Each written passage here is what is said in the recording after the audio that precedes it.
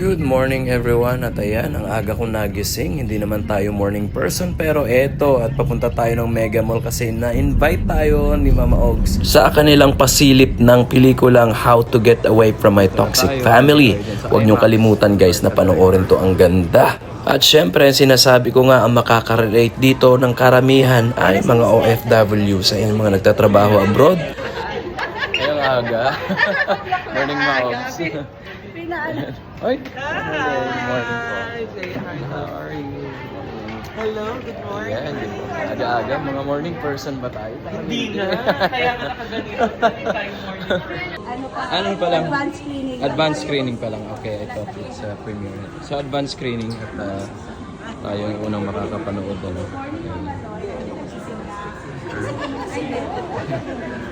Ayan, nandito na kami nila Sir Ranjo. Pasok na tayo maya-maya lang, no? Sana all may t-shirt. Kaya pakita mo, sir. Yan. Request tayo yan ng merchandise. Oh, yan. Alam nyo na. Nandito na sila, nagdatingan.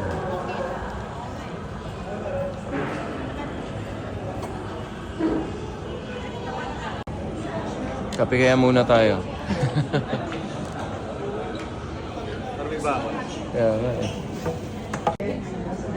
Group na lang.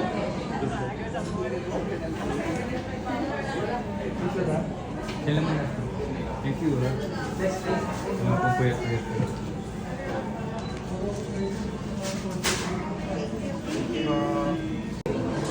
Morning, sir.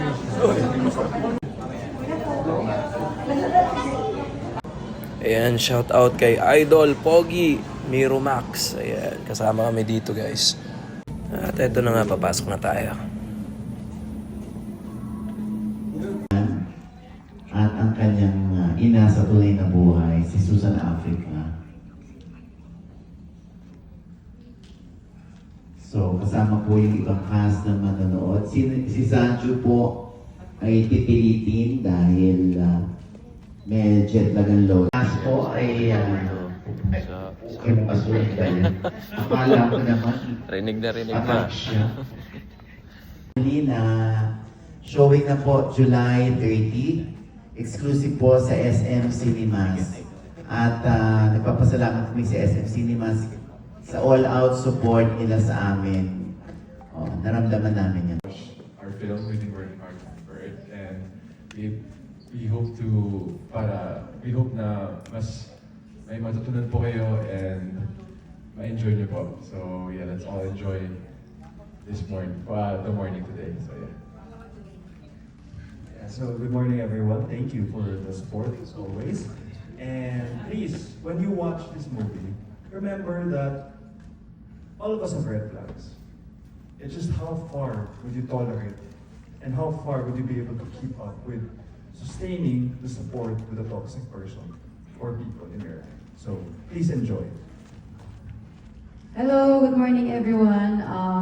Unang-una nagpapasalamat po ako sa lahat na nagbigay ng oras. Mag-missing ka po ng maaga. Maraming salamat po. And sana po ma-enjoy niyo po yung movie. And ayun lang po. Thank you. Good morning po everyone at maraming salamat sa SM para sa suporta. Thank you po sa lahat ng nagising na maaga para kasama namin dito ngayon. Kung meron po mga red flags tulad ng binanggit ni Migo, subukan po natin intindihin. Huwag pong uminit ang ulo masyado. Natatakot at Tito Susan. Natatakot ako, makasabunutan ninyo ako. Anyways, sit back and enjoy. Thank you very much for being here. Hello po, ako po si Lina Pineda. Thank you so much po sa paglaan po ng oras niyo dito. And sana po magustuhan niyo yung pelikula. Sana po enjoy tayong lahat. Yun lang po. Thank you po. Yeah, thank you everyone for being here. Thank you, Esa. Good morning. Ayan, maraming salamat sa inyo. Ito po yung ilan sa cast. Ang kanilang ate na si Grace ay may racket. Si Sanjo naman ay pipilitin. Baka sa pa-end ng pelikula dumating. Dahil ilang beses na rin naman na panood ni Sanjo ito. At sila po ang ilan sa cast ng How to Get Away from My Toxic Family. Maraming salamat po. SM Cinemas, gusto ko lang sabihin sa kanila, ito ay para sa mga exhibitors ng exhibitors sa screening ito. Ito yung ang mga bisita natin ay yung mga SM Cinema Managers, ang mga heads. Kaya sila nandito para masuportahan tayo at makaisip sila ng approach or ng strategy kung paano to ibebenta at kung paano papupuntay ng mga tao sa sinihan. Ay, natapos na nga yung movie at napakaganda. Ayan, maiinis ka sa mga kontrabida, maiinis ka sa sitwasyon, at lalong-lalong maiinis ka sa pagiging toxic ng mga tao sa palibot ni Zanjo Marudo. Ayan, saludo sa inyong lahat. Napakagaling ng mga aktor, actress. Grabe. Guys, huwag niyong kalimutan syempre ngayong July 30 sa lahat ng cinemas ng SM. Ayan, panoorin nyo na. At ito ay magiging aral sa lahat ng mga Pilipino na sana pag ganitong sitwasyon, intindihin natin kung sino yung nagpo-provide, kung sino yung nagbibigay ng pang-araw-araw nating gastusin. Huwag naman sana puro hingi. Ayan, kung hindi nyo kayang tumulong sa pamilya nyo, huwag na lang sana kayong maging pabigat. Ganon. Gusto ninyo, huwag niyo sasabunutan si... Meron na po kami Marshall na nakapantay kay Susan Africa. Opo. Tsaka ito, yung malditang bunso. Sino? Si Richard. Si Richard hindi pinanood kasi gusto niya sa premiere night. Nag-intay lang siya sa labas. Talaga? Oo, kaya wala siyang kamalay-malay, mamaya may susuntok sa kanya. Galing no? Si Evan mo natin i-reveal yung Story. ending para po mas ma-experience ng ibang gusto makakapanood ng buo na hindi siya pinre-emp. Ay, nakuha niya inis ko sa totoo lang. Grabe, inis na inis talaga ako. Grabe, sa totoo lang. Sa bundes eh. Isama siya sa bundes. Ayan, tapos na yung movie. Ang ganda. Ayan, kasama natin si Kim. Ayan. Oh, sorry. Sorry. Ka-relate ako kasi OFW ako for 9 years. Kamusta naman yung acting namin ni Direk Paul bilang Chuwari Wap ni Sanchez sa likod? Pagbaba ng mali. Galing, pagbaba na gano'n. Taba ako pa na. Ay, ito pala yung mic, sorry na. Congrats bro. Galing. Batang Zanjo Marudo. Galing. Gab po pala. Gab. Talaga si Kim talaga. Ang ganda. Congrats sa inyo. Ang galing mo.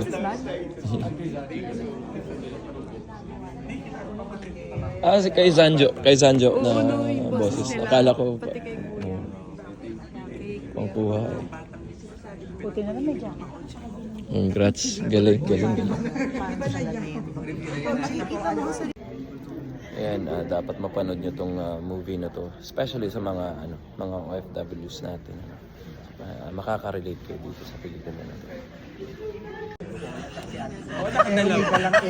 Hello.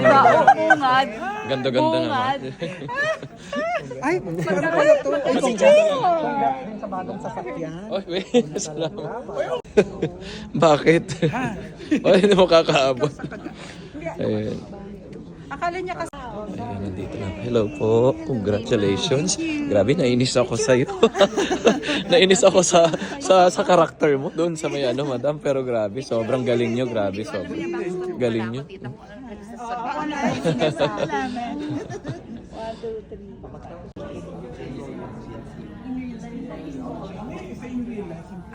Si Kylie kasi nabuntis ng maaga. Yun na nga, mali. Ayan. Ay, nagpagupit na siya. Oo nga. Wala na yung For a change. For a change. Oo. Ano pong emosyon yung mga nararamdaman mo sa Mixing. May halong lungkot, of course, and yung nakakainis na sitwasyon of course, as a Filipino, may mga ganun talagang treatment minsan sa family, saka sa bawat magkakapatid. Ganun. Hindi talaga nawawala. mag-iisip sa buhay. Kaya, sa movie ng Pilipino. Sa tingin ko ba makakalilate sa pelikula? Yes, makakarelate kasi talagang yung mga eksena kasi nangyayari sa totoong hindi naman kahit sa pelikula. May mga ganung tao talaga, lalo na pag nalulong sa droga. Pa-invite mo pa natin sila panoorin yung How to Get Away from It. Guys, manood kayo at kayo makaka-relate talaga sa pelikula, especially sa ating mga OFWs tulad ko. Been working abroad for 9 years sa Maldives, and then totoo nga yung sinasabi ni Sandro na pag nagkasakit ka, ikaw lang talaga mag-isa. Aalaga sa sarili mo, wala kang ibang aasahang tao. At yung lungkot, tsaka yung Christmas, New Year na nasa abroad ka, yun talaga yung nami-miss ko rin yung time na nasa abroad. Kaya sa mga OFWs na gustong panoorin yung movie na ito, yes. Naging morning person tayo for today's video. Ayan, gising kami na maaga para Pero dito parang sa... bagong gising ka na naman. Kaya, Bagong iyak, bagong iyak. Bagong eh, iyak! naiyak sa pelikula. Kaya, Akala ko bagong gising ka na naman. Pala naiyak ka. Hi, G. Ayan, naiyak naman ako. Sorry mo Thank you. Pero, Pero at least pero may hindi... disclaimer ka. Oo, hindi Ganun ang pamilya. hindi naman toxic yung Dapat family ko. Pero, panoorin nila para ayan, panoorin para nyo guys. iwasan nilang maging ganun sila bilang Oo, pamilya. dapat lang. Diyos ko, Lord. Ay, baby, sigaw na. Ay, ano ka?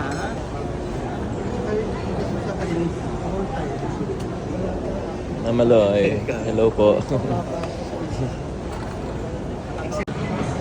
Tayo kakain. Dito silang lahat. Ayan, si Mama Loy. Pasok mo tayo dito at kakain tayo. Lalaman tayo naman.